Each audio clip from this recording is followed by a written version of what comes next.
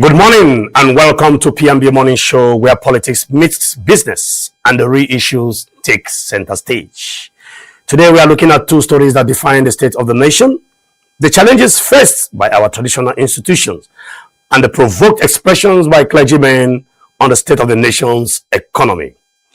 In recent times, our traditional institutions have come under serious political interference with reference to Kano Emirates, which has really affected the respect that accompanies such revered throne. The anticipated ruling by the Supreme Court has raised concerns about what is becoming of our traditional institution. Is it getting weaker or stronger? At the same time, away from the royal seat Tussle in Kano State, the situation of the nation's economy has degenerated to the extent that clergymen have started speaking out without fear or favor. Are we likely to see a serious upturn in the political landscape of Nigeria? What does this mean to the collective image and perception of the current administration? These are many more quick concerns we are going to address this morning. This morning, we connect the dots between leadership and accountability and delivery, because in the end, governance is not just about winning elections, it's about making life better. Stay with us. We shall be back to look at what the newspapers has for us. I am Chidi Kenneth, and with me is my co-host, friend and colleague, Mr. Ibrahim Shaibu. Good morning, sir. Good morning, Mr. Siki. How are you doing? A very good Tuesday morning to our viewers and to you, and as your health and everything. Thank you. Very good. All right, Mr. Shaibu, we are at it again on a Tuesday morning. Yeah. The clergymen are now shouting. The emir is shouting. One of the most respected clergymen here in Abuja, by name Pastor Paul Enenche of the Dunamis Gospel Center, is now speaking up boldly. The Sultan of Sokoto speaking up boldly. These are, both strong religious leaders, because the Sultan of Sokoto doubles as both a traditional leader and a religious leader. If I'm not mistaken. Exactly. So they are coming out now to speak out strongly. This is no longer business as usual. So that is what is going on. And we shall be going on a short break. When we return, we'll dive straight into the newspaper review. This is PMB Morning Show here in the city of Abuja. My name is Chidi Kenneth. Please stay tuned. We shall be right back.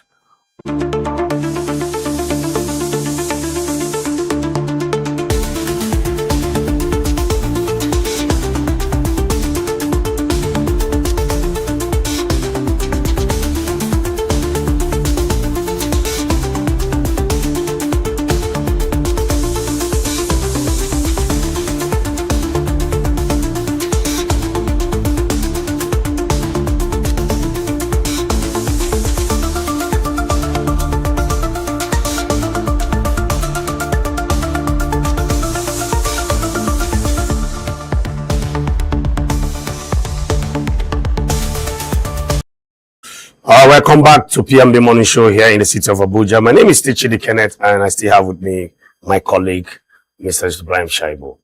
Mr. Ibrahim Shaibu, it's newspaper review time. Yeah. Let's see how it goes, and let's see what we have. And hopefully, I hope we don't see casualties and death across Nigeria again, because like I always tell you, you always see it, even though we don't want to. Well, yesterday, did we see anything like that? Of course we did. In Benue, we did. In Benue and one other state. So it has been the norm now. It has been the norm now. Every day I fear. I hope today we are not going to see the same. All right. Let's go. The Vanguard is the first newspaper. Many terrorists, 3 soldiers, killed in quarrel gun battle. You can see that the producer was laughing, because we just finished saying we hope we won't see it, and then he just started with it. Very sad situation. So when are we going to wake up in the morning? I don't know. And don't find anything that has to do with bloodshed. And still it's soldiers. Many terrorists, 3 soldiers killed in Kwara gun battle. Many terrorists, 3 soldiers killed in Kwara gun. Hopefully, as we lost 3 soldiers, we expect to see like 100 or more terrorists being brought down. Hopefully. Well, they caption them reads many terrorists. Exactly. So at least from 150 upward is a very good attempt. Well, we have not seen that. There was no specific. There was no figure stated there. No, I said we hope. I said hopefully. Because if we can lose 3 soldiers, at least for each soldier, we're supposed to say like 50 terrorists gone. Okay, because going forward that they are non-state actors and not as professionally trained as the soldiers. They are a threat to our existence, they are a threat to our life, they are a threat to our progress, they are a threat to everything of ours. And then we keep losing the most productive, the most active part of our society, the soldiers, the military personnel. Yeah, well, it's used, and and that is one of the reasons why some people might be questioning the program or the idea of reinstating some of these men. But let's see how it goes. Because exactly. Okay, the top there we have it that we have Tinubu disconnected from hardship facing Nigerians. Hakim Baba Ahmed. Tinubu disconnected from hardship facing Nigerians. And see, and that is this aspect of this is what we found ourselves in. Hakim Baba Ahmed is now speaking out. Exactly. Not that only the president himself is totally disconnected from the realities. Exactly. The economic hardship biting Nigerians. Exactly. And this is not just unique to individuals living in Nigeria. Just today I was seeing so many social media posts across all the social media platforms. Nigerian in diaspora are also agitating, also crying, also shouting out about the hardship being faced in Nigeria. Some even are saying Tinubu must go. And this is not, like I told you, it's not about party this time around. It's the biting situation, it's the difficulty, it's the hardship that can unsettle this government if care is not taken, unless they came back and do the right things. And like I always say, it's not too late. You have almost 365 days to the election. You can be able to turn things around. That is, if the political will and commitment is there.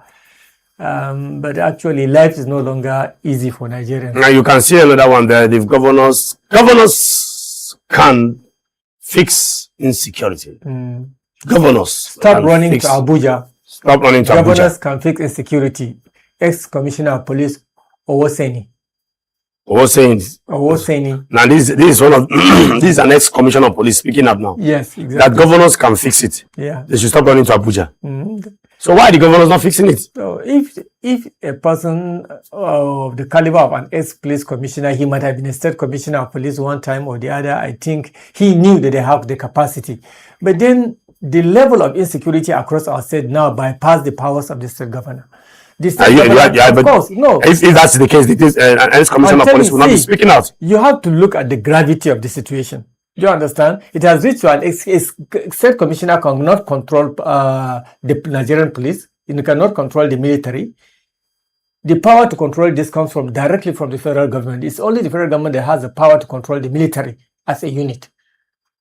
But there's something he knows as a former ex-commissioner for him to have made such bold statements, They can fix through their collaboration with federal government and other agencies. The federal government still has a very critical role to play in fighting insecurity in those states because the dimension has far outweighed the capacity of state governors. Okay, let's not waste or the much state time. apparatus. Yes. Let's not waste much time there. Let's go up. Let's see. 2027. No talks with PRP. Yet we are focused on court case. ADC. No talks with PRP. Yet we are focused on court case. No talks with PRP. Yes, the PRP is another political party, People's Redemption Party, I think. But they are yet focused on court case because they still have a lot of court cases. Even the nephew case is not done with so far. Abi? So could it be possible that PRP might probably be another option to fall back at in case the court rules against them, the ADC as a party?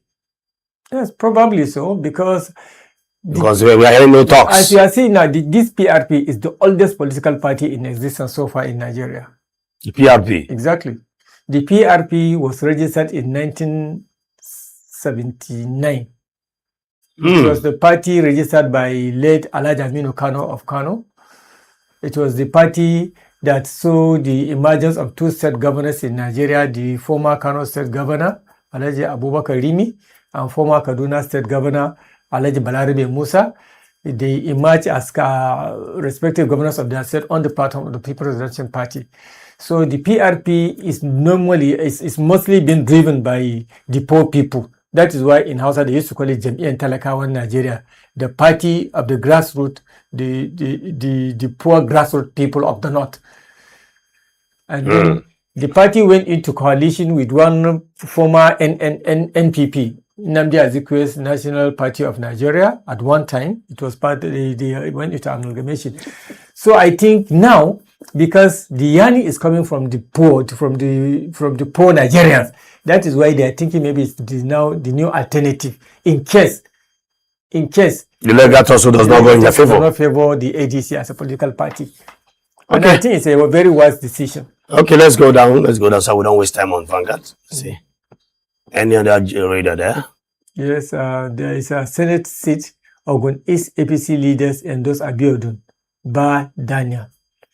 And then again, there's another 2027 APC takes presidential form at 100 million naira and primary holds on May 15.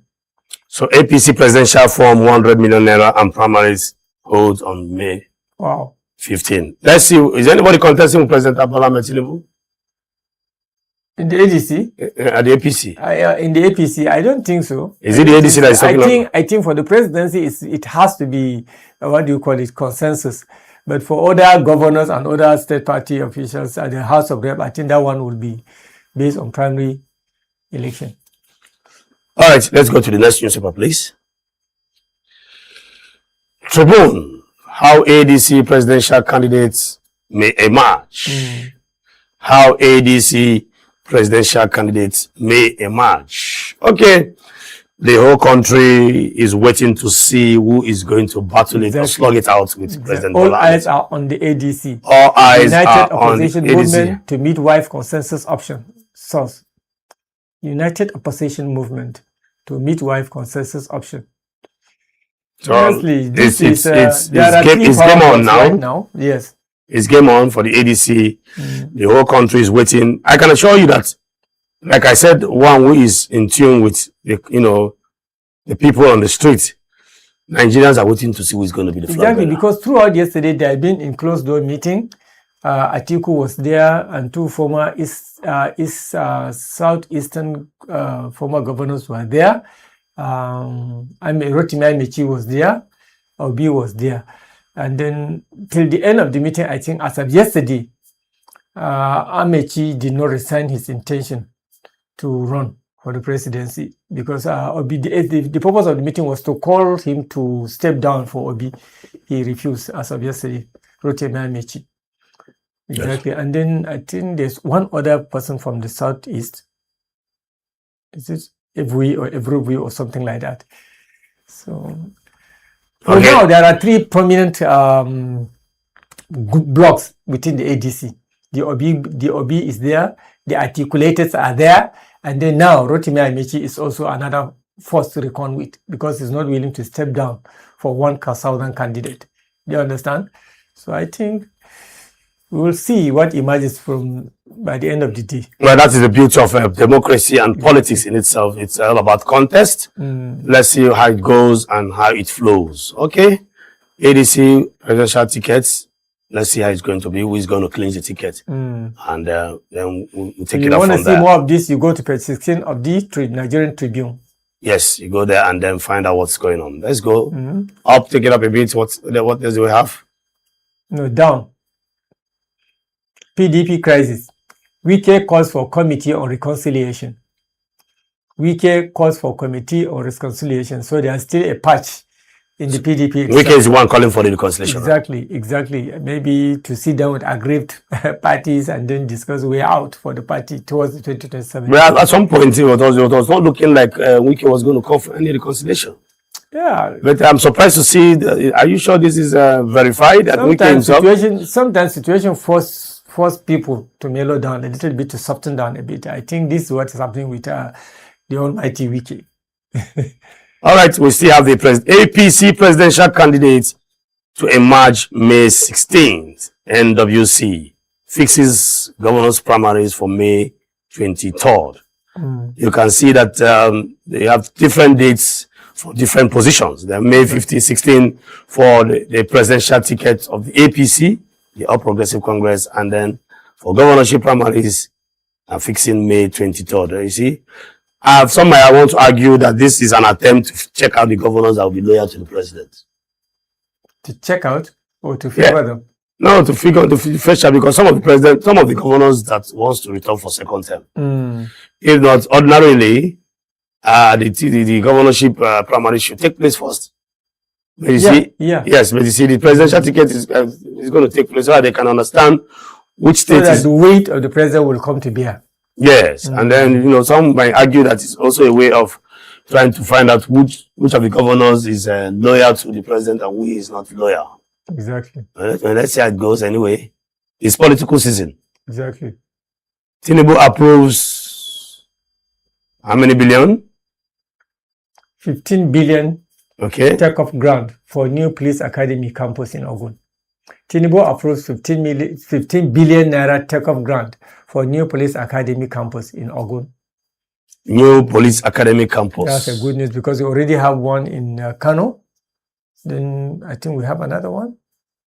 I'm only aware of the one in Kano. So we are now having another one in another campus in Ogun. That's a welcome development. Welcome development, and we do hope that in the spirit of whatever, that everywhere will be well taken care of and everything will go around. All right, thank you. Okay, let's go to the next newspaper, please. The newspaper, The Guardian. Can you zoom a bit so that we can... Politics overshadows governance as NAS observed 93-day recess in 2026. Politics overshadows governance as National Assembly observes 93-day recess in 2026. This is a very worrisome, headline situation here. Politics overshadows governance as National Assembly senators and House of Rep members goes home for 93 days to go and rest. Goes on break for 93 days. How many days do we have so far? Have we spent so far? They are going home to put in order their political structure. How many days have we spent so far for the year? We are still, April is still on. Let's do average of 30 times for 120. 120 days. Or let's say at worst case scenario, 124 days. Maximum. If we are to put it at the benchmark of 31 days per month.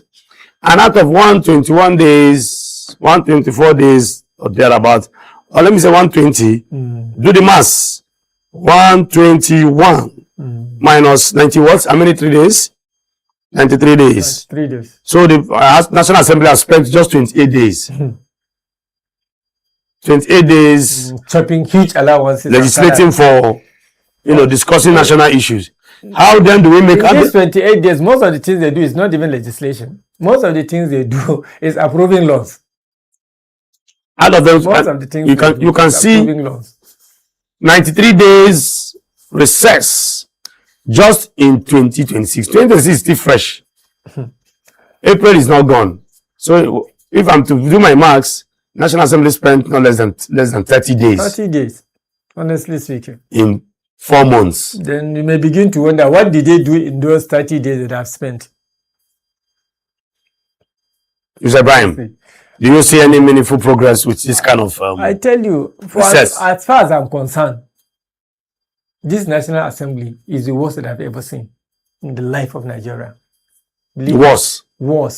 Believe me sincerely, because none of the activities have been impacting the life of the ordinary Nigerian at all. Is it in what they legislate? Is it the outrageous amount of laws they bypass protocols and approve? Or what? We are now swimming in debt, neck deep in debt, that we cannot even know. They are even telling me that I'm owing 746,000 naira.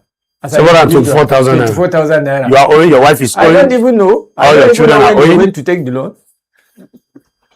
Let's zoom and see what David Mark is saying there. Most of these people will not go to their village and campaign again with their constituency. Most of them cannot afford to go there and campaign. Let's see what David Mark is saying. Party leaders intensify contingency moves as ADC denies PRP talks. Party leaders intensify contingency moves as ADC denies PRP talk.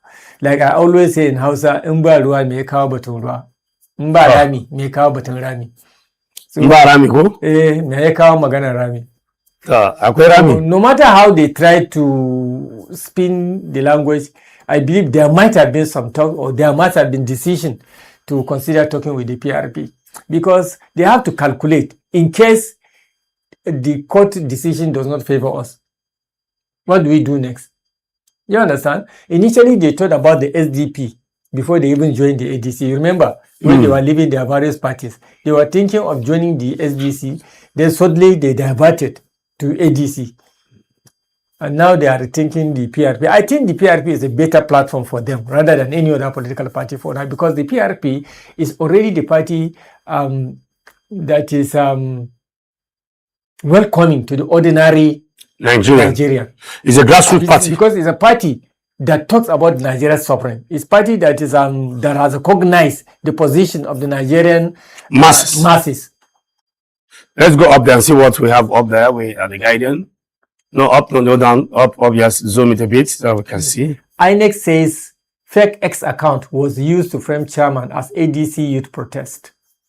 INEC says fake X account was used to frame chairman as ADC youth protest. Then what about his other nefarious activities that show his bipartisan? So INEC is speaking out now that the X account was fake as youth protest. Well, let's see how that turns out, because the news is everywhere. The evidences are everywhere.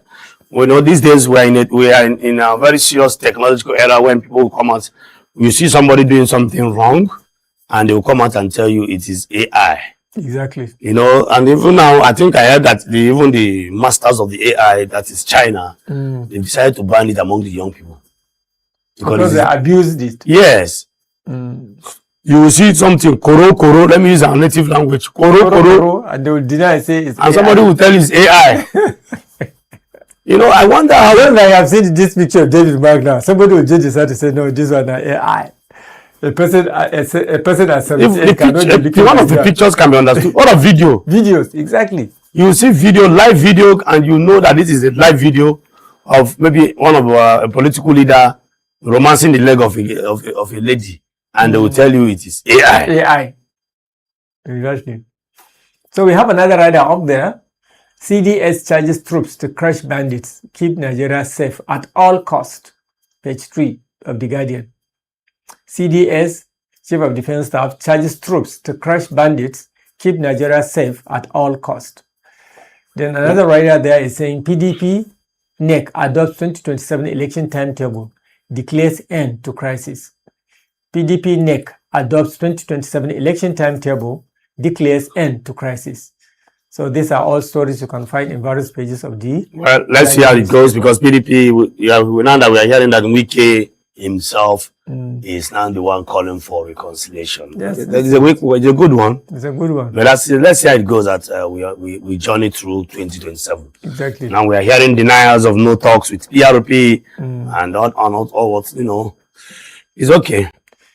Nigerian Broadcasting Corporation's directives to broadcasters erode press freedom and independence, says Nigerian Union of Journalists. NBC's directives to broadcasters erode press freedom, independence, says NUJ. So the Nigerian Union of Journalists, the umbrella body of we, the journalists, is now speaking out. Exactly. You know, telling us that the attempt by the NBC to gag information is unacceptable. Going for looking at the current realities in the world today, we are in a speaking world.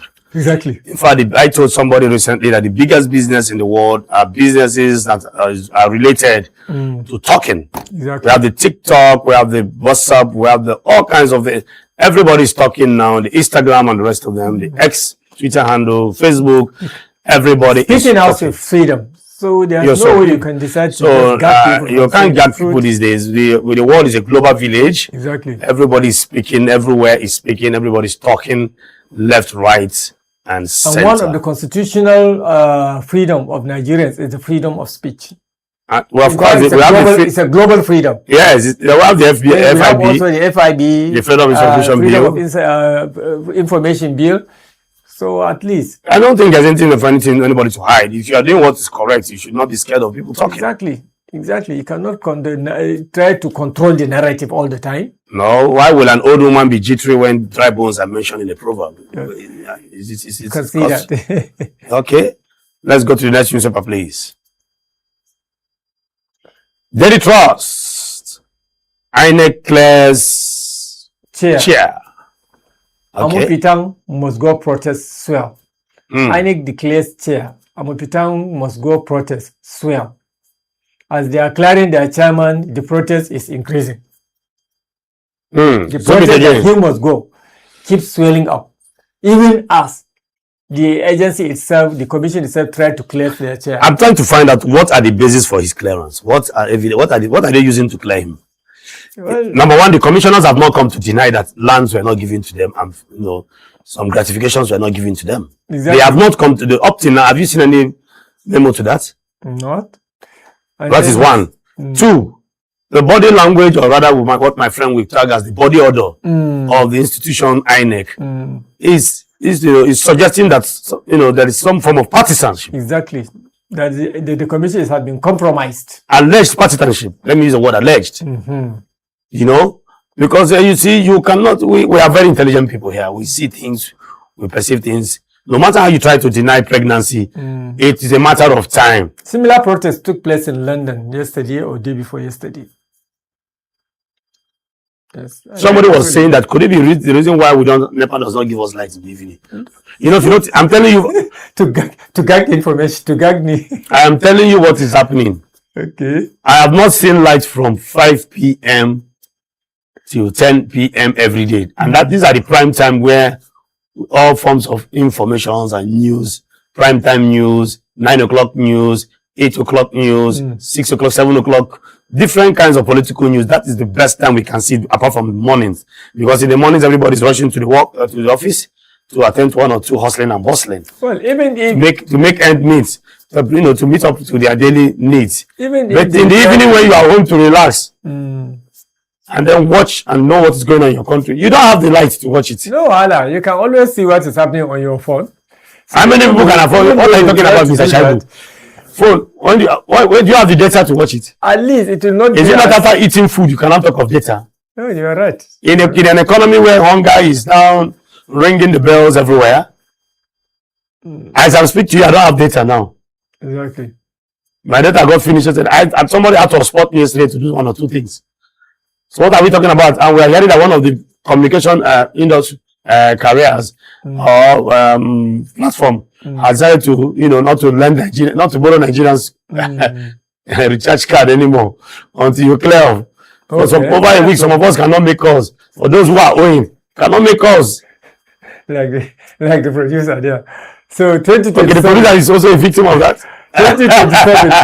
Obi Konkoso supporters launch OK movement. 2027.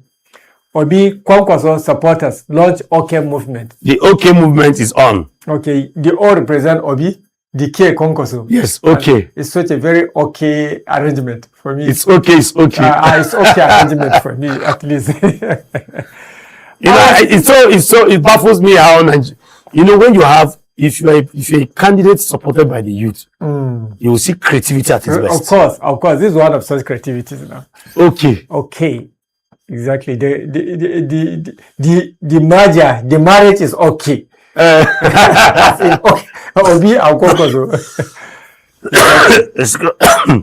If this ticket is allowed to fly, honestly.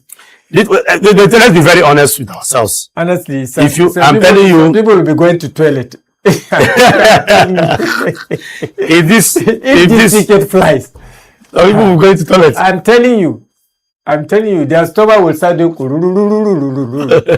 because their seat will be at threat. Honestly speaking, this is a wonderful amalgamation. Capable of sending some people to toilet. It's okay. It's very, very okay. One other union that will have been okay is also Amici and the other person. The other person they are not trying to allow to breathe air now.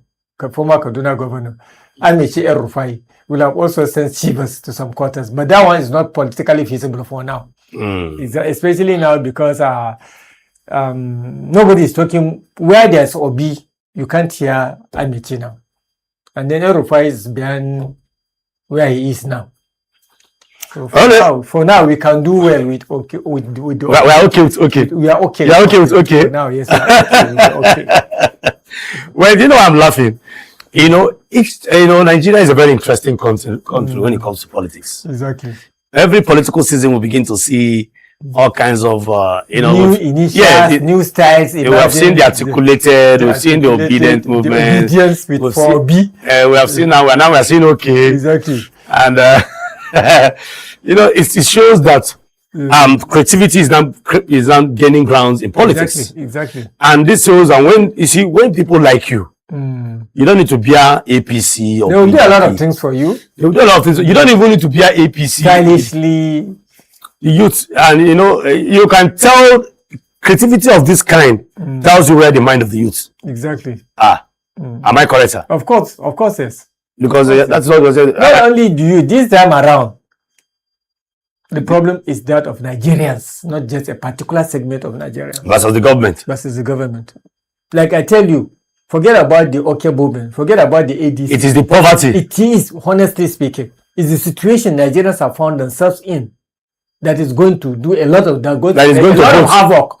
I'm telling you. It is the situation that will vote that day. No matter the amount of money they hit and spend on election, believe me sincerely, it will not. Are you speaking from experience as one who traveled to Kaduna recently? You know, you were saying something yesterday that the figures you are getting. No, the figures you are getting when you travel. The practical thing I saw, yes, that is part of it also. But what you see in the social media, what you see in the news, what you see even happening among the Nigerians in diaspora, do you understand? What you see in the markets around you, in the communities around you, Nigerians are not happy. Nigerians are not eating well. They are not dressing well.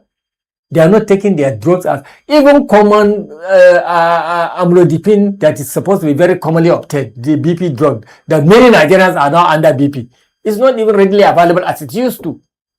Do you understand? Children are not going to school because they are owing school fees. People now have to skip meals in order to pay children's school fees. Can you imagine? People are buying 1,400 naira per liter. It's a sorry situation. And yesterday we are seeing 34.5 trillion naira looted from the national treasury. Exactly. Through pre-distribution deductions. Exactly. How many that is scandalous. That is appalling. And the authorities are not coming out to say anything. That is gross insensitivity. Whoever is responsible for that, I don't know what the anti-graft agency is doing in respect to that. It is wrong. It is anti-graft. It is a shame. Who do you expect the anti-graft will go and face? And here we are budgeting 130 something billion for post-election matters, and then 7% of allocations being disbursed for maintenance of aircraft. And among the 7%, the presidential fleet is taking more. You see, sometimes when you try to understand what is going on in the country, you begin to wonder, is it realistic?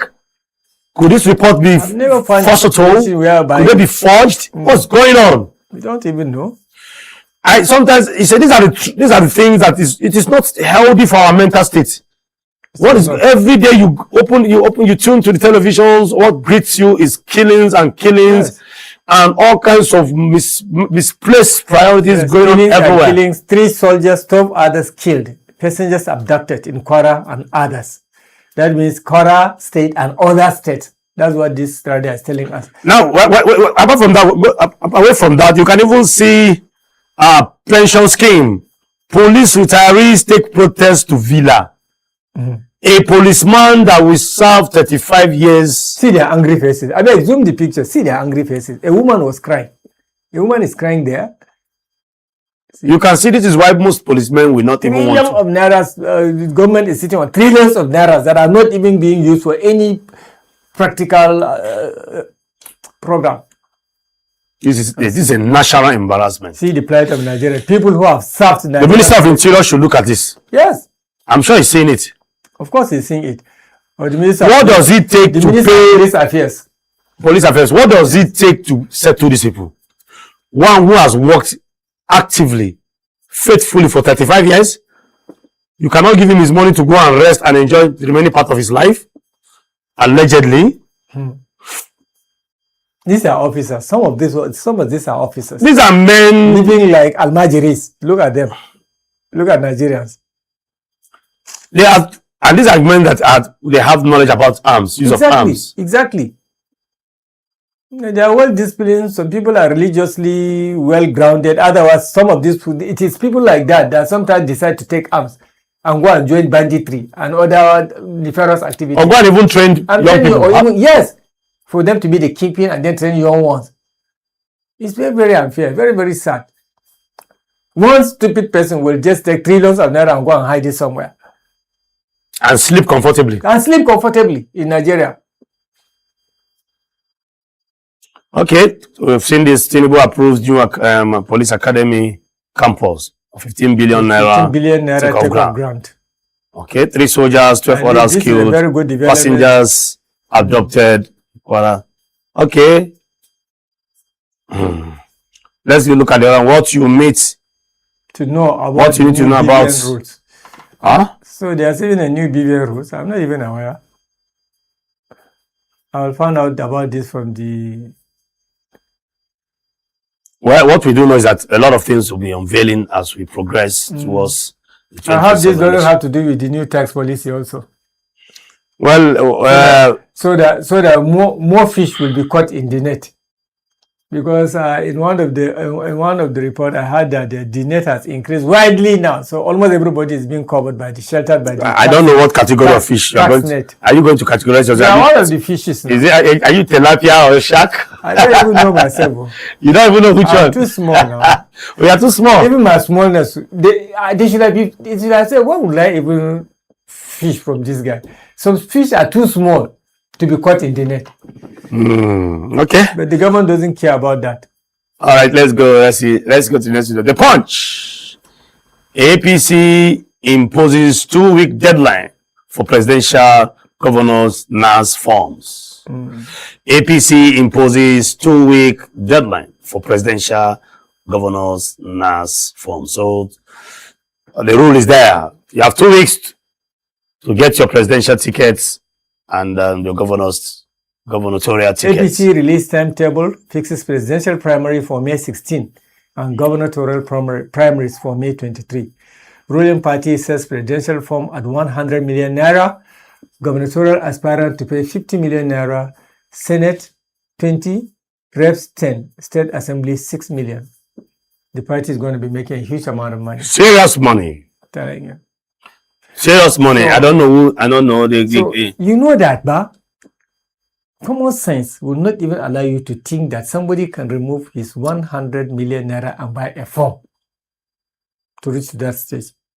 To serve the people. To serve the people, just to serve the people. Are you going to serve the people genuinely? No, it's a capital investment. It's investment now. I don't know what you mean by capital investment, Mr. Chayu. I can't invest. I can't just go buy form for leadership is servanthood. And you want to buy a form to serve the people for 100 million. Are you being served now? Are you asking me? I'm asking you now. You are being served. I'm not being served. I'm being looted. That's why you are always I'm being looted. That's why somebody is telling me that. You are always somebody somewhere is telling me that I'm owing 746,000 naira for what? Not just you, your wife is owing. I'm being looted. So if somebody goes to pick up just a form for 50 million as a governor, what do you expect of that governor? Make profit. Make profit? Yes. So governance is not an investment. Policy is no longer about governance and servitude. It's now the most booming business for Nigerians. I'm telling you. But this calls for serious worries and concerns, because if I'm to serve, go to canvass for votes, and I want to serve the people, want to serve the public, as it were, and then you are telling me to go and pick up a form for 50 million naira to become the governor. Why not say presidential form? Now this is for one political party. Just 100,000 naira. Is it not enough? Buy form at 100,000 naira, then we know that they are coming to serve the people. 100,000 is just 10,000. Exactly. When you misbehave, we know that no, we just sold that form for you at 100,000. So you can get out. You can get out. Get the hell out. Now buying from at 100 million. We know what they are going to do there now. Or 60 million or 50 million, 20 million. States reps, states. I think there's another interesting story up at the right. It's right there talking about a fresh crisis in the PDP. Let's see. Yes. Fresh turmoil in PDP as Wike camp rolls out primaries plan. Fresh turmoil in PDP as Wike camp rolls out primaries plan. So the the PDP still have different campuses. Exactly. I wish they. You know, those days in some of the universities we have the Samaru campus and the Congo. There are still Congo and Samaru campus and even Shika campus for the medical students. It's still there. Near Funtua. Especially we have Funtua, the School of Basic and General Studies. Yes. School of Basic and Remedial Studies. Yes. That's my route when I was doing my youth service. Exactly. So you see, even University of Just has plenty of campuses, Naraguta, this here and that, you know. So universities normally have campuses. So just like that, our political parties are also now having campuses. Are you going to be calling them campuses? Well, they say camp. When the camp becomes two, it becomes exactly, okay, campuses. When camp becomes two, it becomes what? Exactly, campuses. Campuses. Yes. So we have PDP campuses. Oh, I'm likely going to see even APC campuses recently. Well, people just don't want to let go of their big ambitions. Very big ambitions. It's political season. Yeah. It's political season. Konkoso launch joint movement before ADC primaries. Obi Konkoso launch joint movement before ADC primaries. I think they are referring to the OK movement here. The OK movement. What this goes to show is that with or without the primaries, Obi and Konkoso have agreed. Exactly. At least we have seen one agreed. They have agreed come into being now to form a block. Now, what we don't know if the block is going to hold at the ADC or the PRP. And this goes to show. I also read this goes to show that these politicians know what the people are saying. Exactly. Their ears are on ground. Yes, they see body movement, they see. And as it is, I will not, without sentiment, without prejudice whatsoever. Anywhere the OK ticket goes, they will gather momentum. They will. It all depends on the other, on the next movement that we are going to see, because some people are also suggesting Atiku Amechi, but Amechi says he's not ready for any second seat. Well, let's see how these are all political talks, permutations and calculations. Let's see how it's going to end as we progress. Okay, next newspaper, please. Next newspaper. Okay, last but not the least, sports. What do we have? What does sports have for us there? Any juicy rider there? Nigerian star fights for top flight survival across Europe. Nigerian stars fight for top flight survival across Europe. Top flight survival across Europe. Well, we're looking at these are home-based players who are okay. Nigerian stars fight for top flight and survival. Okay, maybe international signings, right? Yes. Okay. Not home-based, sorry. Nigerian stars fight for top flight survival across Europe.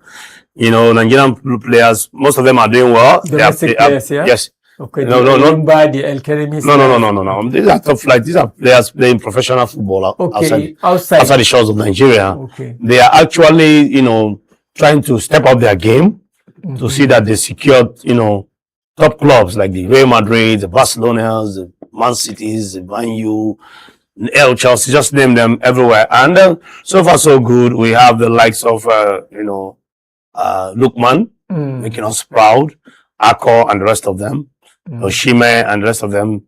Oshime, I think I understand that Barcelona is also eyeing Oshime. Okay. To see that if they can grab him. I do hope that flies, and that will be a good one for him. I also heard some are saying that Oshime wants to play for the Premiership, so that that's where he wants to fly his trade as a footballer. It's a good one to aspire great, to have great dreams and pursue them and nurse them. So it's a very good one. Kudos to them, and let's see how it goes and how it ends. Yeah, that's great. All right, Mr. Shaibu, before we wrap it up on the newspaper review, what is your most catchy, radar this morning on all the newspapers so far? Is it the OK movement?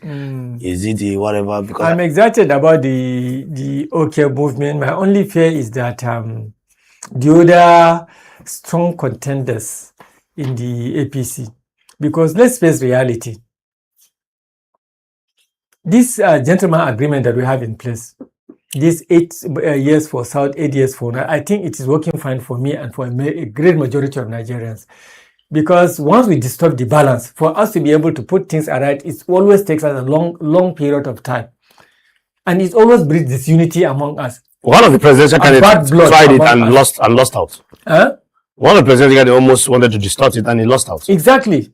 So since the incumbent is already from the South, allowing the South flag to fly is not a bad idea for me. I'm not a fan of Biden. I have never hidden that from any of my friends or colleagues.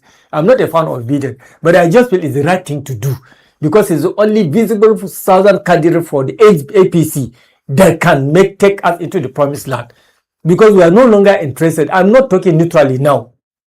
Do you understand? I'm talking as a Nigerian. As a senior citizen now. As a senior citizen. What should be your interest? Like what John Oyego said at the ADC convention. Yes, he said some of us at the departure lounge now. Our interest is to make sure Nigeria works exactly before we go. Fix Nigeria before we depart. And to be honest, for majority of Nigerians, this present administration is not bent on fixing Nigeria for Nigerians. Because we are dwindling. We are drifting across on the sea. We are not seeing light at the end of the tunnel. We are finding life absolutely so difficult. This present administration is not going to take us to the promised land. We are looking for an option. And for now, the only credible option capable of taking us to the promised land is the ADC. And in the ADC, the most viable ticket for now is the OK movement. I'm talking as a Nigerian, as a senior citizen. I'm not talking neutrally now. This is my view. All right, one of the things I've been, looking at the OK movement, let's be very honest with ourselves. The OP Okonkwoso, there's something about that man that has kept him relevant in the landscape, in the political landscape of Kano State. I understand that when he was the governor, he did so well as a governor. He did so well as a governor, very, very well indeed, because most of these huge flyovers, he was responsible. He was responsible also for educating a lot of youths in Kano State, international scholarship. Okonkwoso did that at a crazy level. So many of Kano youth, most of the medical doctors that are serving in Kano State now are product of Okonkwoso movement. He took them to international, to foreign countries to study medicine, engineering, architecture, mostly science-based courses. Pilot. Kano has a lot of pilots. Kano has a lot of engineers, all trained by Okonkwoso during his first and the second tenure in office. He brought, all these overhead bridges in Kano. He built schools. He performed well. But what is working for Okonkwoso is He's an engineer by training. He's an engineer by training. He's water resource engineer, I think. Yes, water resource engineer. But what is working for Okonkwoso is the large, crazy followership he has. That's almost like a, like a crazy followership. And looking at Obi, what is also working for me, and let me speak for that, because Obi, my wife happens to be in secondary school when he was a governor. And I asked her, tell me the truth, what Obi is saying about himself when he was governor, that the prefects, senior prefects in the secondary schools have his phone number directly and they call him. My wife said it's true. Oh. My wife confirmed that it's true. That they call him, he will come to the school, he will give laptop, he will do this, he will do that, he will fix the school and everything that. And they came first, Anambra State came first in WAEC. Yes, I think for 2 consecutive years. and when he assumed leadership, I think... But one of the things, I was listening to one northern online reporter, and he was analyzing why he loves different candidates. When he got to Obi, he said, and even that of Pharaoh to me, they said a man that has been working freely, talking freely, and yet, after many years, he left office. Not even any of the anti-graft agency can even see one reason to invite him to come and say, come and tell us how you spend this money. It has never happened in Nigeria. So Obi is that one person? No, the man said that is what is even making him crazy about him, man. That somebody that have left governor, served for 8 years as a governor, and since he left, he has been talking freely, criticizing government, doing everything. Nobody can invite him and say, okay, 1 naira loss here. That it is still baffling him. Their combination is good. Like I said, the Konkoso has that cultic followership. He has that cultic followership. Not only Konkoso is a religion in Kano. Konkoso is the only northern politician. He's the only northern politician that something will happen to northern across Nigeria, wherever in Nigeria. Konkoso will visit there, go and commiserate with them, sympathize with them, and even face the government of the state, whether it is southwestern or south or southeastern. No Nigerian, no northern politician does this. Every time you hear northerners being slaughtered or killed in any of the southern states, you know, this I don't know what is happening in the south. The southerners like to do this to northerners. But all our politicians will not go. Konkoso will always be there, will engage the governor of the state, will engage the leaders, traditional leaders of the state, talk on behalf of the northerners and fight for the northerners' right. That is why the Konkosia movement is not even only restricted to Kano. It's not only restricted to Kano. We have a lot of Konkosia movement, pockets of Konkosia movement across all northern Nigerian states. Just like your video as well. I always talk to you about Regasa. Even in the center of Regasa, there's this Konkosia office. In so many places across northern areas, or northern state, you will find Konkosia office. So it's also a movement in its own right. Kano state vote alone is almost 2 million. And even though now they are trying to divide the Kano vote, Konkoso will still pull more than 1 million. He will leave the remaining balance to the other boys. Sorry, I wanted to call them boys. Political boys now. They are boys politically now. They will just share the remaining votes in Kano. But Konkoso will now pull the majority of Kano votes. All right, Mr. Shaibu, I think we're not discussing the Konkoso and Obi tickets, likely tickets. That's not why we are here this morning. We just on a lighter note, just to look at, because but you brought it up as a host. Yes, I brought it up. Yes, because it's on the newspaper there. Exactly. And it's everywhere in the social media. The OK movement is there. And then it sounds very interesting to see. It's political season. So our job is to leverage on what is going on and then make Nigerians see it clearly, make clarity of what is going on, because the APC is already settled. We're likely going to have a Tinubu return ticket, and then the two gladiators we face. It's going to be, like I said yesterday, when we were little children, there's this sound we always make when we're about to see, very exciting movie. Yes, gang gang. So 2027 will be like it's AKA gang gang. Exactly. We expect to see that. We expect to see that. All right, thank you very much, Mr. Shaibu, for doing justice to today's topic, and it's nice having you around me too. Thank you, Mr. CK. It's always a pleasure to be here too. Okay, and that will be all for now on the newspaper review. We shall go on a short break, and when we return, we'll dive straight to the topic of today. This is P&B Morning Show here in the city of Abuja. My name is Chidi Kenneth. Stay tuned. We'll be right back after this time out.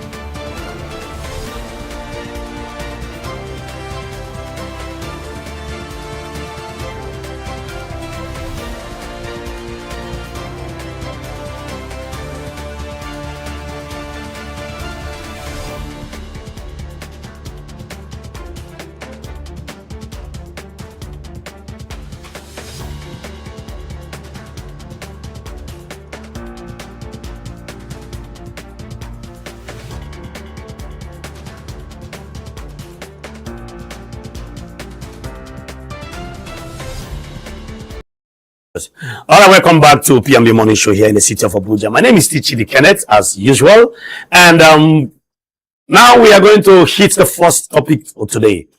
This topic, what we're going to talk about, is very, very interesting.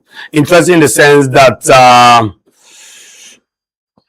the clergymen are now speaking out. Clergymen entails both the pastors, the imams, strong traditional rulers and institutions, and strong, religious institutions and churches are coming out to come and speak. All right. My name is Tichirike, like I said, and I just want to read out something. Then we play a video. When you watch that video, you are going to understand what is truly going on. The situation of the nation's economy has, degenerated to the extent that clergymen have started speaking out without fear and favor. Are we likely going to see a serious upturn in the political landscape of Nigeria? What does it mean to the collective image and perception of the current administration? These are many more questions and concerns we're going to, double into and discuss as we progress this morning. Once again, this is P&B Morning Show, and then we are going straight to watch videos of provoked outbursts by clergymen. Now, Pastor Paul Enenche of the Dunamis, and then the Sultan. Please stay tuned. Enjoy your view. However God wants to do it, whatever is the will of God to do, national intervention, foreign intervention, whatever God will do, any way you will do it, Lord, do it. Amen. But you know my pain. It is a shame that a country with such potential, that went to handle Liberia, assist them, went to assist Sierra Leone, went to Somalia, that went all around the world to help distressed places. We have a terrible set of leadership.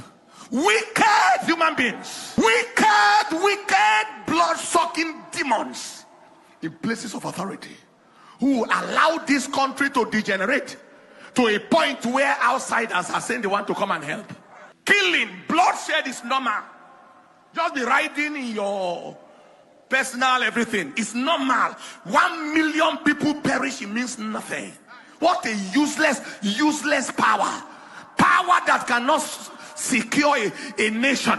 Power that cannot secure the lives of indigents. Power that cannot help the people. Useless power. What shall it profit a man to gain political power and have no relevance on the ground and no relevance on the earth and no future in eternity? What useless, nonsensical power. Amassing wealth that you will take to where? By the time you die and you are buried in the grave, all the billions around the world, where will it go? Vanity upon vanity, says the preacher. All is vanity. People don't know what they call relevance. There are people who are dead, they cannot be forgotten. And there are people who are alive and they are remembered for nothing but the suffering of people. You follow what I'm saying? Whatever way God will do it. Already they have called us a disgraced nation on account of useless people in places of power. They have called us a disgrace. Didn't you hear it? That is, you are under that clause of disgrace. The disgrace is to the head of those who caused it. It's on the head of those who caused it. The disgrace is on the head of the people they said the elite and whoever is responsible. The disgrace is on your head and on the head of your generation.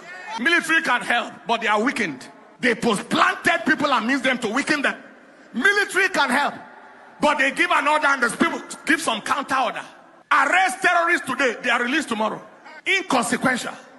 What? I don't know. And these people travel out of the country. They see Dubai. They see Singapore. They see US. They rush to the UK. Things are working there. And they don't have common sense to say, let this thing work in there, let it work here. Mentality burnt like a psychosclerosis of some sort. Do you understand what I'm talking about? But we are in the days of judgment. Look at Ezra chapter 7 verse 26. Those who will die will die. Those who will be banished out of the country will be banished. Those who will... Look at this. Everybody read one to go. And whosoever will not do the law of thy God and the law of the king, let judgment be executed speedily upon him, whether it be unto death or banishment or confiscation of goods or to imprisonment. All of the above. Put it on the screen. You know what? That is, those who need to die will die. Those who shed human blood. Those who need to be banished on exile. You don't belong to this country. Banish them. Those will be banished. Those who stolen properties must be recovered. All that they gathered must be recovered and returned back to the nation. It will happen. I'd like you to mark this down. This will happen. And those who need to rot in prison. Former big man inside Kuje prison. Former big man in Ikoyi prison. In Kefi prison. correctional center.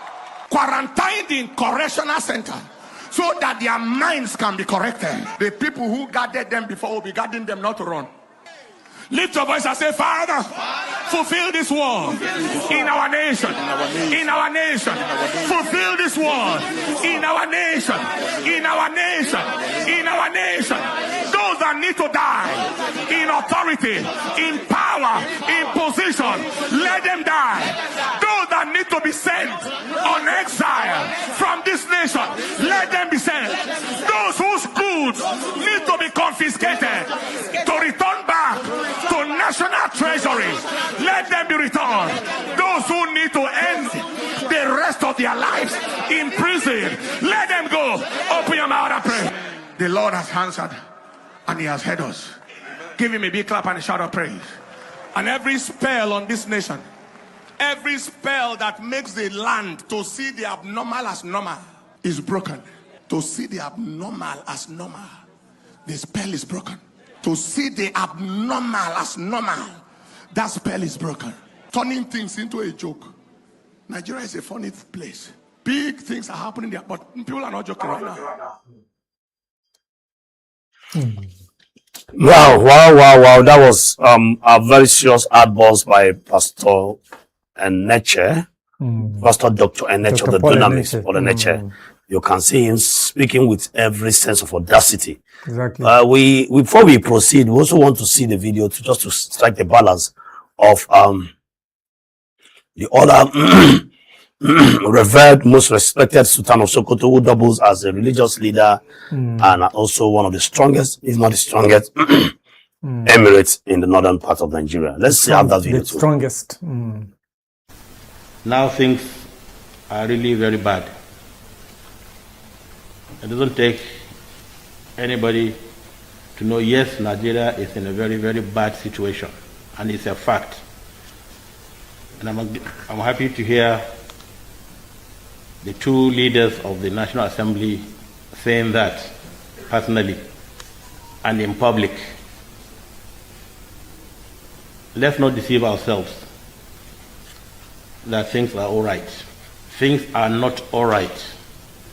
We know it and we feel it and we see it. From the time I became Sultan till now, for 11 years plus, we've been having such gatherings to talk about Nigeria, national security, development, and whatever. 11 years plus. And I've been here for 14 years plus. And we have talked and talked. We have talked at Northern Governors Forum level with all the traditional rulers in the north. We've talked at national level, where I happen to be the chairman and the Oni is the co-chairman of that body. We have talked and talked and talked. In the last 1.5 months, we've had 3 serious gatherings like this, with the highest security echelons in the country, with the highest leadership of this country. Today we are here once again to talk on the same issues of national security. I think enough of these talks. Let's walk the talk. Because the more we sit here and talk, the more time we waste in taking real actions. Because we know the problems. I'm not going to say anything here that I have not said in the last 7 years. So I'm not going to give a lecture like the Senate President said. You're trying to give a lecture, but it's important when you come to public forum like this, you say some few things. I wish this gathering is a very formal one where you don't have media, so that I can discuss some of these issues very, very well. You know the problems. And honestly, I thought we are coming to a closed-door program with the leadership of the House of Reps and other major stakeholders like the service chiefs, whom we can open up to them. Because some of them know what we feel, what we think about some of the issues, because they know we know what they know. And we collaborate with them. So my own take on this summit, yes, it's important to sit and talk, But it's much more important to implement what we have talked about. We can't just continue talking, and we don't implement. I bet you can come back 3 or 4 months later for another security summit. We will discuss the same things we are going to discuss today, because we don't implement. But it's good that we have such a forum, and I want to thank the speaker for thinking out loud to convene this program. At least we are together from various parts of the country, and it's important that we keep on sitting together to talk. Yes, let's talk. Let's see one another. Let's greet one another, so that will exude hope in the masses that their leaders are talking. But behind the talk, let's go back to serious issues of implementing whatever comes out from such forum, and with honesty, sincerity, and fear of God. So many things we do, so many things our leaders do. You say one thing today, tomorrow you change. You say one thing publicly, and people will clap for you. When you go back in your comfort zone, you throw everything away. That's why I say with fear of God, because whatever you do, God is seeing you. You don't see him, but he sees you. And as leaders, God is going to ask us to account for the leadership he gave us here on earth. And all of us here will account for our deeds here. This is where we can do well, that when we meet our Creator, we'll be much, much happier with him. So I call on our leaders, the political leaders in particular, please fear God. Do what is right. Don't look at ethnic, religious, or personal interests while you are doing your own duties. You've had so many resolutions on the floor of the House. How many of them have been implemented? You need to sit down and talk. You pass resolutions, executive, legislature, have they implemented some of those things? Because you are the eyes and ears and mouth of the common man. But the common man voted for you. They didn't vote for you to come to Abuja and see the beautiful buildings and roads that we don't have in our villages. So know that it's a responsibility placed on you by Almighty Allah. You will account for it. It's high time we put aside all the ethnic and religious profiling, which was incidentally was our theme for our Interreligious Council meeting, quarterly meeting last week, Wednesday. Ethnic and religious profiling. But that's the issue. Whatever happens, the first thing is they'll say a Fulani herdsman. Whatever happens, they say, but when it comes to terms of banditry or whatever it is, there's no, like some of you have already said, stop profiling criminals. Call them by their name, criminals. And then we'll be much happier. Because no ethnic bloc or religious bloc will be happy when every day you keep on calling his own side of the coin the very, very bad one. Even when you know that you are much, much more in number, the good ones are much, much more in number. The very few ones, yes, Fulanis do all these bad things, we know. So do Yorubas, Igbos, Efiks, Ibibios, and so on and so forth. So unless we come together and look at the greater figure, that is Nigeria, and work for Nigeria to move on, we'll continue groping in the dark and we'll continue having these problems. So when the speaker called me and said, please don't go back, we push this into Wednesday, yes. We are here, we're talking about security, and one of our own, when his time was up, Almighty Allah took him. It's in the service of the country, it's in the service of security. And I told him, well, Honorable Speaker, I will stay back and listen to what people are going to say. All right, thank you very much for that wonderful video there. And I'm sure our viewers out there, you have seen for yourself where we are today in Nigeria. Now, before I, go to my friend and brother and co-host to talk about the video, let me also make my own take. Watching this video, I'm having a lot of goosebumps, Mr. Ibrahim. One of the things that stood out for me in this video is the fact that these religious leaders know the truth. They do. This is the first time I am saying, with respect to the Sultan of Sokoto, you heard him saying that the leaders will come behind closed doors, say what is good, people will clap for them, and they go back in a comfort zone and do something else. And do away with the policy. Yes, and that everybody is going to give account to Allah, who has given you this power and life. You're going to account for this leadership responsibility that was given to you. Exactly. And that they know the issues. The issues are not far-fetched. They are not rocket science. That for 11 years out of the 15 or 14 years he has been on the throne, and that he has been hearing rhetorics. So that means if our leaders are not in short supply of good advice. It is one thing to be advised, and it's another thing for you to take the advice. You can see that the problem of Nigeria is not rocket science. So that is why when I see some presidential candidate telling us that the problem of Nigeria is not something that is difficult. Now, where are the unseen hands? Is it Nigeria doing Nigeria, or is it, some might argue, some conspiracy theories might argue that there are a lot of external interferences from foreign countries that has, lended their wicked hands to undermine the progress of this country. We've had serious issues and allegations of illegal mining going on and being shrouded into some form of secrecy, appearing to be like a kind of banditry and insurgency activities, whereas the main business is going on the ground. That is not insurgency, it's rather an economic war. Exactly. Now, and nobody has come out to deny all these things, or all these allegations making the rounds.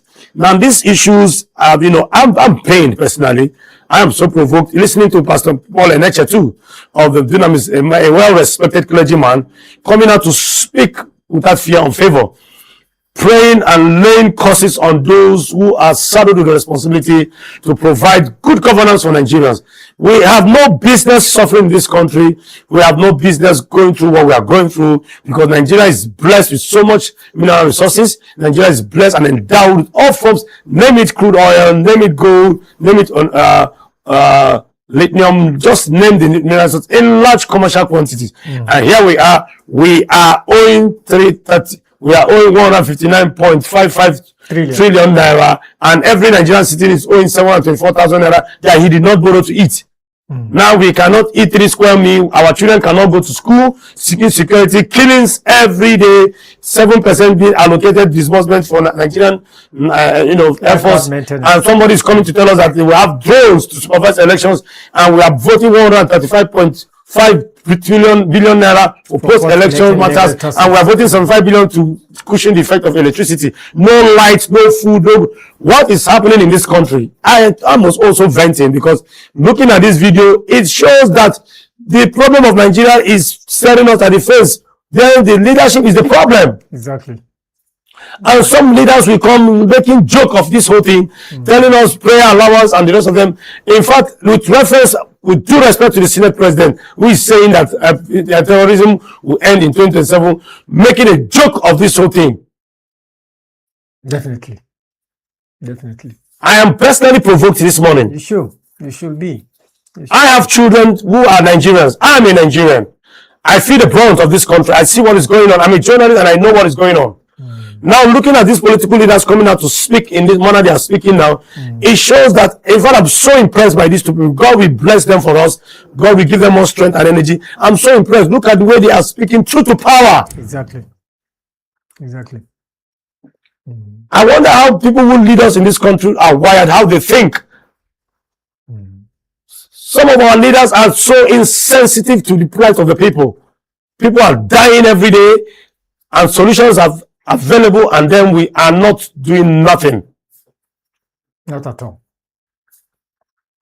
It's a very sad situation, honestly. Honestly, I'm sitting down here talking is just you have to talk. I'm just angry. It is the talking that sometimes unravel the problem. If we don't talk, those leaders that are responsible for correcting the situation, they will not even care to do it. You understand? We have to talk. This is the only time in Nigeria where I see the ordinary Nigerians speaking out, the professionals speaking out.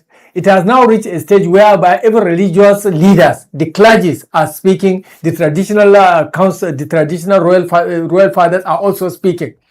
Nothing is working in Nigeria. If anybody deceives us that something is working, and the senior president will come and make an alleged joke. Excuse me. This Make an alleged joke of the situation, telling us insecurity is going to expire by 2027, as though he has a clue of what is going on allegedly, or who. I don't understand the rationale behind some of these statements. His statement is not worse than the statement of the president himself telling Nigerians, I just read it somewhere, that if Nigeria can't see what they have done so far, they will borrow us their glasses, eyeglasses, so that we can see. See what? See what? They will borrow us their glasses. Their glasses, so that we can see what the government has done to the people. That is the we can actually see. Exactly. Yes, borrowing us glasses is even making us to see more. We can see hunger. We can see deprivation. We can see sickness and diseases. We can see collapse of the naira. We can see killings. We can see collapse of the naira. We can see bastard increase in fuel price. We can see redundancy of our refineries. We can see unemployment. We can see even in the federal capital here in Lugbe, schools have no chairs and tables. We can see system failure. They are uncountable. Even one of the aspirants, ADC aspirant that went to get in the person of Dr. Mo the other time that went to donate chairs and tables. So, in Amak. Honestly, I feel good. I feel good that people that we least expect to be talking about these issues are now talking about it. We are used to hearing it from across all these small malams and pastors, but now serious big clergymen like Dr. Paul Enenche are talking. Look at what the Sultan said. Look at you see. How honest can one be more than that? How honest can honest be? These are the one of Enenche. I can understand, the angle is coming from. Just listen to what the Sultan said. I think it's only the leadership that is not crying. Please, can you just give me a repeat of that statement from the Sultan? The Sultan is the #1 Islamic leader in Africa. In Nigeria. In Nigeria, and most powerful. Now things are really very bad. He's more than an emir. He's a sultan. It doesn't take anybody to know, yes, Nigeria is in a very, very bad situation, and it's a fact. And I'm happy to hear the two leaders of the National Assembly saying that personally and in public. Court, please. You can see that. Let's not pretend. Nigeria is in a very, very bad situation. And it is a fact. It's a fact. And he's happy that the two leaders of the National Assembly have confessed to that in public, which means they made the same statement before he did. They know the problem. Exactly. They made that statement in this particular gathering. It's just that we do not have the video to that event, because he said it, that he's happy that they mentioned it also, and they said it in public. So you see, I think now the government should no longer be deceiving itself. The government should know that it's not working for Nigerians. The government should know that their policy is craving Nigerians, is killing Nigerians, and is throwing Nigerians into extreme level of poverty and want and need. The government should know that their policies are anti-Nigerian. It's not friendly to just like Enenche said. Enenche said exactly. Wicked people. So we don't want to call them wicked. Places of authority. Yes, we are not in a capacity in our level to call them wicked, but they should know that. Now, making reference to the statement of the clergyman Enenche of Dunamis. Whatever they are doing, they are not doing it in the interest of Nigeria. They are doing it to serve their personal whims, their personal interests, their personal hunger for accumulation of wealth and resources. We are the only country, I think, in the world whose natural resources is becoming a curse for us. We Instead are of a dying blessing. daily. Our people are dying daily. People are being displaced from their communities. In North Central alone, there are more than 3,000 communities that have been displaced. Communities that have been in existence for more than 100 years, they are no longer there. I'm telling you, they have moved to cities. They have moved to other communities. So many people have died. So many people have been rendered homeless. So many people have been rendered. So many women have been rendered widows. Children have been rendered orphans. Farmlands have been left to follow. We no longer farm in the north. The #1 commercial activity for the northerner is farming. But today we cannot even be able to farm to feed ourselves in the north. Our children no longer go to school. The level of, even before this crisis started, the last 20 years, the north had been backward educationally as compared to the other part of Nigeria. They have already 20 years away from us. And now, it is apparent as they are 50 years away from us. Is it deliberate? Artificial poverty and artificial denying people Illiteracy. good life deliberately. So please, we are Weaponizing poverty. Personally for me, I have nothing against the government except its policies that are very, very anti-human. Because I know, even after Tinubu left, I don't even know the kind of people that will take the helm of affairs. But I believe it will not be this bad. We have never had it this bad in this country. To the extent that every strata of Nigerians are crying and complaining. Is it women? Is it children? Is it the elderly? Is it the government workers? And somebody is telling me that you should borrow glasses. Is it traditional council? Is it the traditional rulers? Is it the church clergymen? Everybody is crying except those are the hem of affairs. Those are the position of authority. This is very, very selfish. This is unhealthy for Nigeria. The country is falling apart. The country is disintegrating. The country is dying. And not that we don't have money. The interest regenerated revenue in itself is enough to take care of things. But we don't even know for what are being expended. Just yesterday, the World Bank has released a report. We discussed about that report yesterday at length. 34.5 trillion naira looted from our national treasuries through pre-distribution deductions. I saw a video yesterday where the First Lady of Nigeria visited, I think, one part of Delta State. Was it Warri? But you need to see the motorcade. You need to see the convoy. The motorcade, the convoy. And you are going to visit a state where your convoy can virtually fix the schools in that state. There are communities in that state that cannot boast of a standard school structure. Primary school.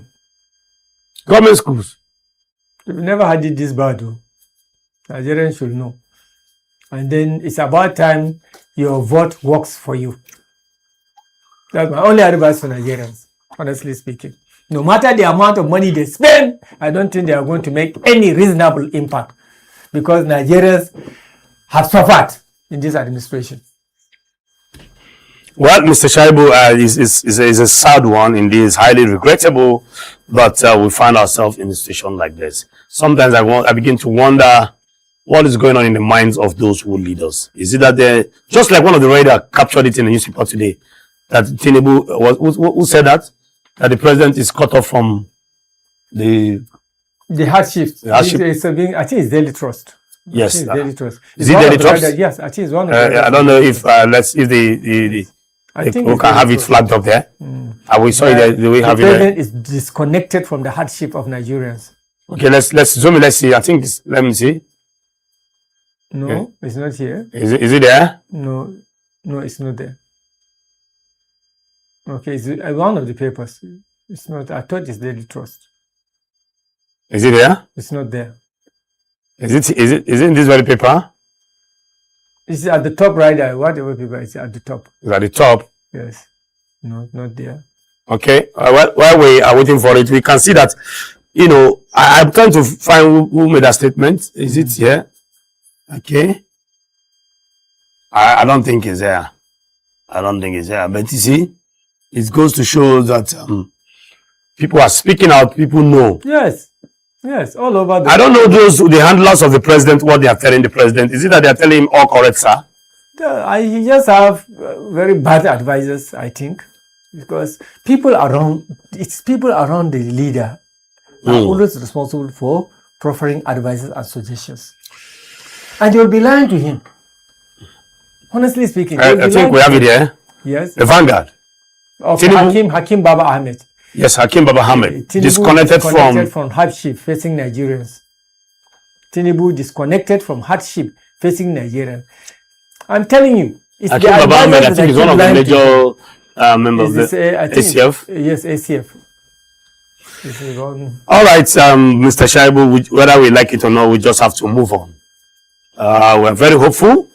Watching to these videos from two very respected clergymen and traditional institutions coming out to voice out the truth, hook, line, and sinker. It shows that there is hope for this country. Let's make this clarification so that Nigeria will not be misled. The Sultan is not a clergyman. The Sultan is one representative of the Muslim Ummah of Nigeria. Whether you are from the south or from the north, he is the religious figure that represents the Muslims of Nigeria. So I would be correct to say he doubles too. He's also yes, that's why I say he doubles. Sokoto, which means something a little bit more than an emir. That's why we don't call him emir. We call him Sultan. The Shehu of Borno is called Shehu of Borno. The Sultan is called the Sultan of Sokoto because in the northern traditional hierarchy, the Sultan is the number one. Then the second in command is the Shehu of Borno. So they represent the entirety of Nigerian Muslims. Do you understand? That is what I said. He doubles as one of the highest traditional institution in the northern part of Nigeria, and then he also doubles as a clergy person. No, because that's why I tried to make this clarification, because before now some people are trying to compare the current president with the Sultan. They are not alike at all. No, but he performs in a way. He also has a right. He's also a leader when it comes. He's also a leader in a way, in all rights. No. Yeah, he represents the entire Ummah, the Muslim Ummah. That's what I'm saying. He's a leader by right. Okay, yes. He's a leader. In addition to being an emir, yes, or just like the Pope. An emir. Exactly. The Pope has a social leadership responsibility and also a religious, exactly. Yeah, social political and religious. So yes. He's a very respected person. And what I'm trying to do is to make you understand the importance and relevance of that statement coming from such people, from his office, and then the statement from such person speaks volume. Exactly, it does. Do you see the way he's dishing out? He's person that rarely speaks about issues like that. For fear of misrepresentation. Did you see what he said? Exactly. He said, let's not pretend. It's a fact. Not pretend. It's a statement of fact. And in the midst of the Sultan is not. There is no dilly-dallying there. There's no mix of word there. It is not stutter. He was straight to the point. There is no political coloration or into. No. You can. This is not AI. This is not AI. Certainly not. Exactly. And both of these leaders are able to bring back, make their point known to Nigerians, because actually there's hardship in the country. Whoever is deceiving our father, our leader, he may ordinarily be a very gentleman, very nice guy. Whoever said they should borrow us glasses, I don't know. He is the one that said that. I think they should. He's not on the advice. That's why president have advisors. He was wrongly advised. This has always been my assumption. Are you sure he was advised? Let me tell you something. Leaders are always misadvised. Sometimes they don't even know that the advice given to them is wrong. So my experience, I think I want to differ. We have leaders who don't listen. Well, I'm sorry if you happen to be one of those people, then it's going to play out. All right, so please, I don't want to dwell much on this. I think this is where I'm going to. Mr. Shaibu, I want to let the discussion continue on this very issue, because yes, I want to wrap it up on this very topic, and we shall be going on a short break, and when we return, we then hit straight to, or we dive straight into the second topic of the day. This is P&B Morning Show here in the city of Abuja. Stay tuned. We'll be right back after this time out.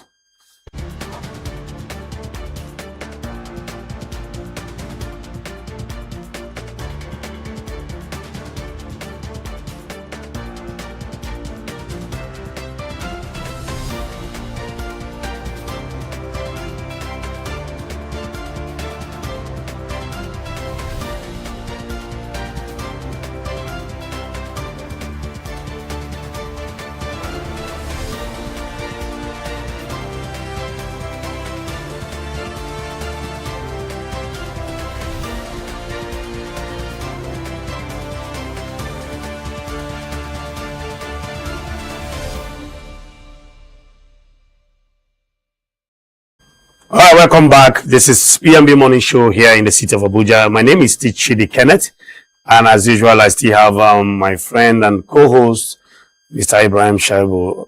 Okay, Mr. Ibrahim Shaibu. Yeah. it's time for us. Let's dive into the issue of the Kano Emirates. Yes, in recent times, our traditional institutions have come under serious political interferences with reference to Kano Emirates, which has really affected the respect that accompanies such revered throne. The anticipated ruling by the Supreme Court has also raised concerns about what is becoming of our traditional institution. Is it getting weaker or stronger?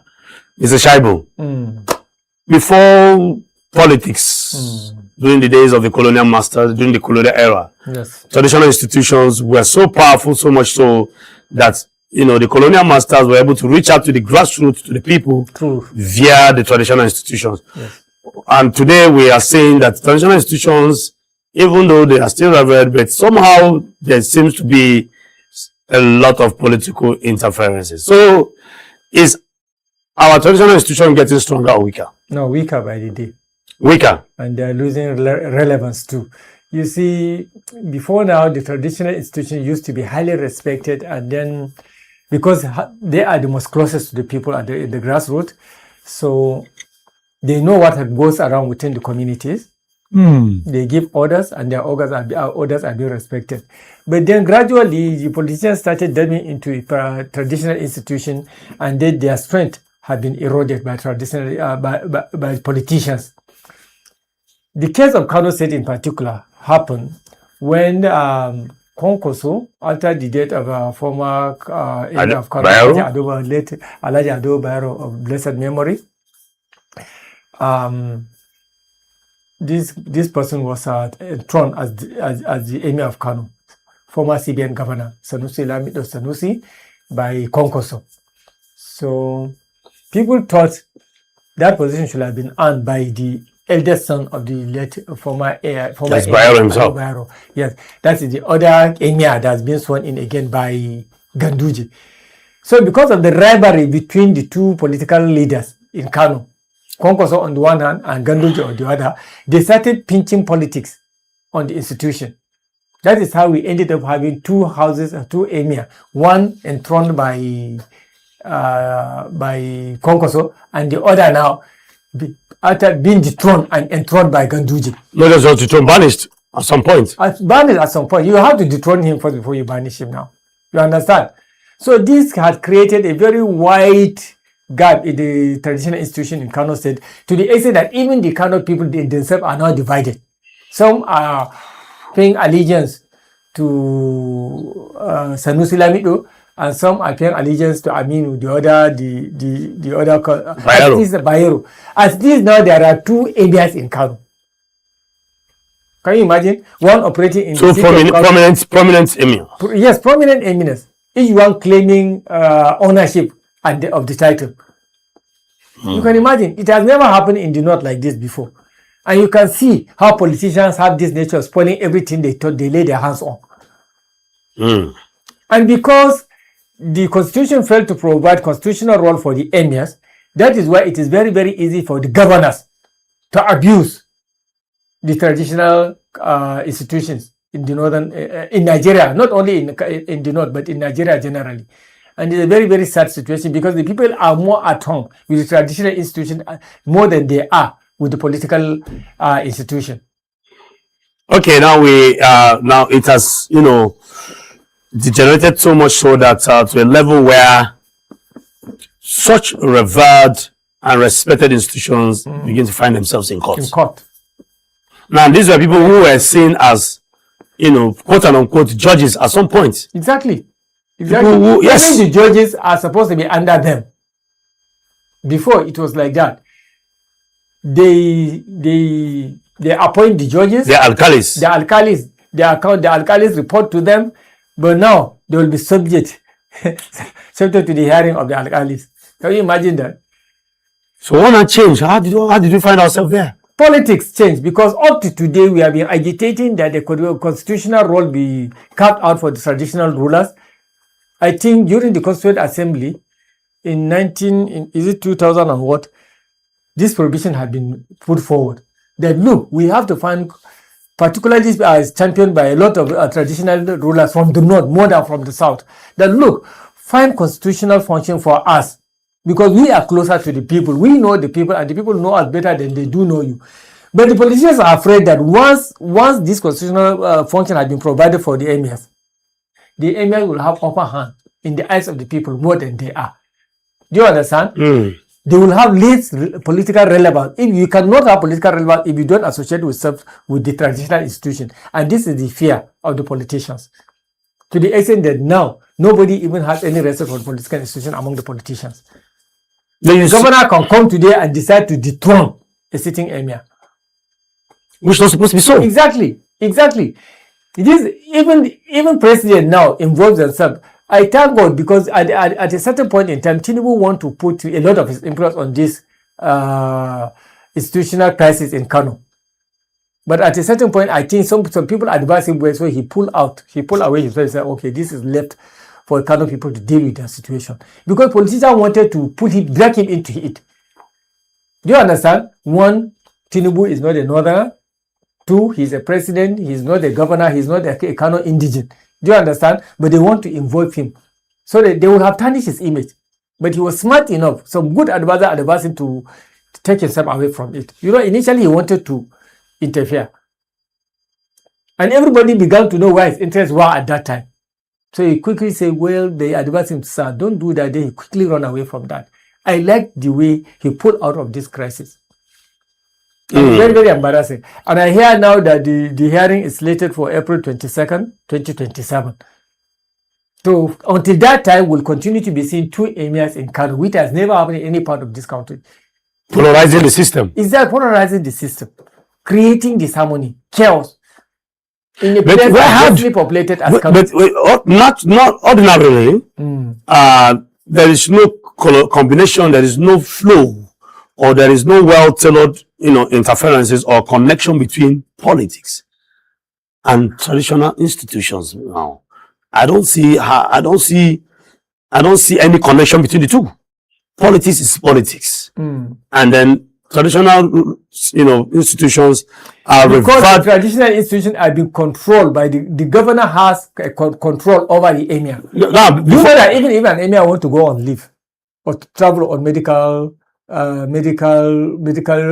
travel abroad, he has to take permission from the governor. Do you know that? We even have a local commissioner for chieftaincy affairs. Exactly. And but in hierarchy, even that commissioner for local government is higher than emirs.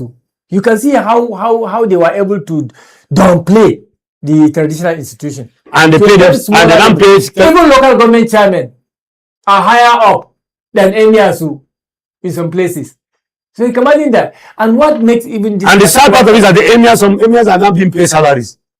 Yeah, they like government workers. Exactly. I don't... Yes, exactly. They pay them salaries, some of them. So I think it's not okay like that.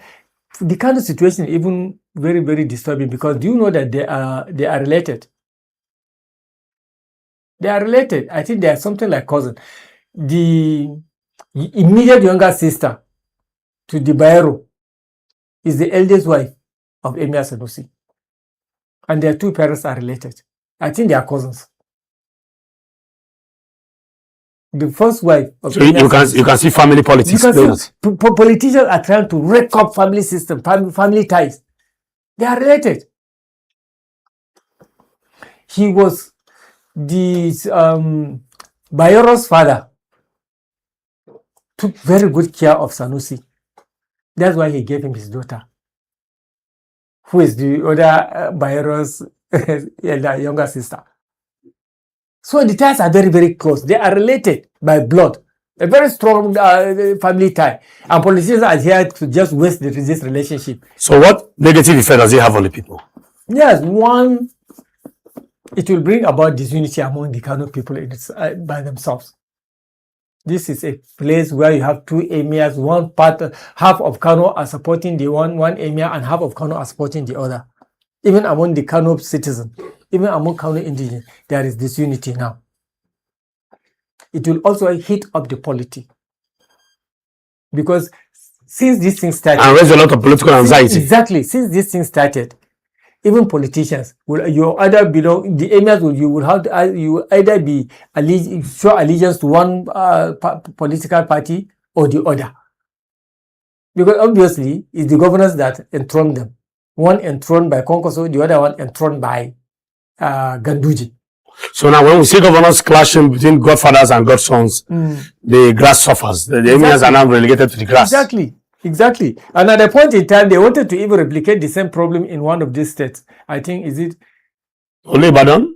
No, in the north still. Even in your state, I think the traditional institution in Southwest particularly is more tighter and more stronger. There's respect for the norms, for the rules and the caprices, to that one in the, for the rules and the rules and regulations of the land. It's more knitted together in the southern part of this country, because the north is where the politics is being played. Today, still in the south, an Oni or Oba can make a very strong statement against the governor, and nothing will shake. But I'm telling you, in the north, no emir can sit out and talk very, very harshly against any governor and gets away with it easily. I'm telling you that. I think the southwest is more stronger. Their traditional institution is very well knitted, very stronger as compared to that in the north. And this is it. Before, opposite was the case. Reverse was the case before now. Do you understand? But because our politicians just see it fit to discredit, to abuse the traditional institution, that is how we found ourselves in this situation today. And we, the ordinary northerners, are not happy with that at all. Like states like those states where the Oba of Benin is more powerful. Exactly. Than the governors must sometimes. Yes. Not sometimes. Even governors are afraid to interfere with. Yes. Exactly. Like the Oba of Benin. Some might also argue probably because of, traditional institutions also have some level of spiritual powers and spiritual leadership too. Yes, as it were. They do. Some of them, in places, some part of the south, like they do, the Benin Kingdom, the selection and enthronement of traditional leaders are highly sacred, subjected to some kind of spiritual exercise, deep spiritual exercise that you don't joke with. I know human being wants to play with that. Exactly. Respect for the opinions and sanctity of God. It was like that in the north. Let me take you back to. So that is why historical. That is why for their traditional rights. Exactly. And these big men don't play with those. You don't play with your spiritual leader. In the early you don't play with it. In the early 80s, one governor tried to dethrone an emir, late Ado Bayero. Abubakar, former Kano state governor. That was in the early 80s. He tried to dethrone Ado Bayero. Kano almost got bumped. He narrowly escaped. He had to retract his intention. That was how much respect the Northerners used to have for the traditional institution. But today, a governor will just wake up and say, "I dethrone this, I banish you. I banish you. I dethrone this, I enthrone that." I think we have to come back to our senses. I can imagine the governor of Edo State saying he wants to dethrone and banish Oba Benin. An institution that has been there for... It can't happen in the south. Honestly, I believe it is very, very difficult to happen in... Or the Olu of Ibadan. They still make strong statement against... In fact, and let me give you some history. At some point in the south, especially from the southwest, where the traditional institutions had a very formidable government system, where we have the Oriental Kakanfo, who plays a very huge role as a cadre of government during the classical period. It was so revered and respected, and so much so that we have even the Ogbonis that also started the responsibility to melt out punishments for if the Oriental Kakanfo heirs. These were structures that were running on rails during the classical period and during the colonial days. But now I think they still respect that in the southwest, like you said. In the southwest, traditional rulers are well revered and respected. Well, very powerful. Yeah, I think one of the reasons that eroded the power. Another powerful traditional institution is the Ata of the Igala land. The Oyinoyi of Ibura land. These are very strong institutions. The Obi of Onitsha. These are strong institutions where you don't just you don't just meddle with politics like that. because they are very powerful. All very traditional influential. institutions are strong. I think what eroded their strength recently is because, you see, when as a leader you stop fighting for the right and privileges of your people. And you become start a meddling tool into to be politics. used. Exactly. You start meddling into politics. You become a tool in the hand of politicians. And you're not supposed to be partisan. Exactly. So these are the Traditional leaders are not supposed to be partisan. But some of them are becoming partisan. These are what later in life eroded their supremacy and strength in the eyes of The people. sanctity Even respect of that the throne. sanctity of that throne. So I think the only way, when people begin to talk, like I'm impressed with the way the Sultan has spoken on this occasion. If we can see emirs coming out to speak like this regularly about the suffering of their people, about how government is going wrong, then perhaps their respect will come back to them. And here I'm referring particularly to our traditional rulership in the north. Honestly speaking, because before now they have been quiet, they don't fight for the people, they don't say anything. Whatever the government is doing against the people, they hardly make statement to that effect. You're talking about the Yes, no, we are talking about what is happening. Some of the leaders, traditional rulers, are so well off. They are so economically vibrant that now, you can't expect you see the kind of like cars they drive. Why not? It has always been the case all over the world. All over the world, kings and queens, And their children go to attend the best of schools. Of course. And they live We in have the nothing community. against that. Now, we don't have a problem, but when wait, excuse me, sir. Always been like that. No, but let me explain something. When your lifestyle so the affluence around your surrounding your throne is so much so conspicuous and so great enough that it does not even reflect in the lifestyle of the people that you are ruling. Exactly. That's where the problem is. That's where the problem is. You are a king riding at the back of your people. You are a king with so much affluence, ruling the people, so much hunger. I remember. How does that work? It doesn't work. It doesn't work. I remember I lived within Zaria for more than 8 years. There was no water for all those. You cannot put on your tap and see water flowing. You understand? But then there was a sitting emir. There was local government chairman. The emir should have interceded on behalf of the people for the government to do the needful. But they neglect all these things. No good schools, no good road. In the past, this is what emirs do. Do you understand? The government does the work, but they implore on the government to do. When people come and complain, the emirs, the traditional leaders will go and meet the government CEO. This is the requirement. These are the needs of the people. Please make sure you know what? Let me tell you very frank with you. Yes. Where some of these traditional institutions lost their power is when they started collecting gratifications. Exactly. You know, gratifications, especially this electional period, you see gratifications allegedly going to, around, being given. And you see, whether I don't have a problem with traditional rulers living good life of affluence and their children. But sometimes in the past, these things were given to them by the people. When the people are happy, they go in return farm produce. Exactly. And they go to, thank you, Zaki, to show gratitude to the appreciation for your leadership. But these days, the reverse is the case, where we see top politicians going to pay costly visits, and when they are leaving, they drop bags. They drop some huge bags. I'm not talking. Ghana was good. I'm not aware. You are still saying it. I'm not. That is why. Well, let's just call it gratifications, honestly, because when you take gratifications from politicians, what do you expect? That is it. Erosion of values, erosion of respect. So, what's your advice going forward, Mr. Ibrahim, as we wrap up? Well, we want to see situations like this where traditional leadership will come out to the fore and then speak for the people. And see clergymen coming out to speak. Speak truth to power. Let leadership know that the people are no longer happy with what they are doing. When people are suffering, let the traditional institution come out publicly and declare to the government that people are suffering, are not doing the right thing. Without fear of people. When they keep doing this, I think their respect will now come back to them.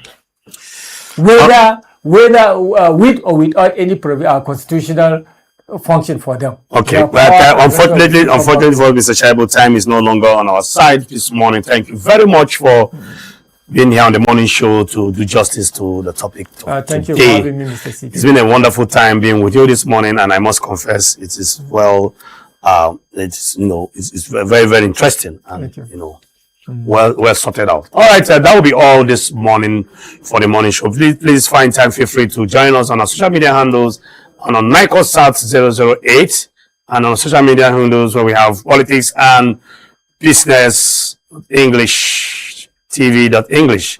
See, they are displayed on the screen. You can also like and follow us and join us in the conversation as we continue hereafter. Thank you so very much once again. My name is Tichidi Kennedy. This is the PMB Morning Show here in the city of Abuja. Do have a wonderful day ahead. See you tomorrow, same time on the morning show. Bye for now.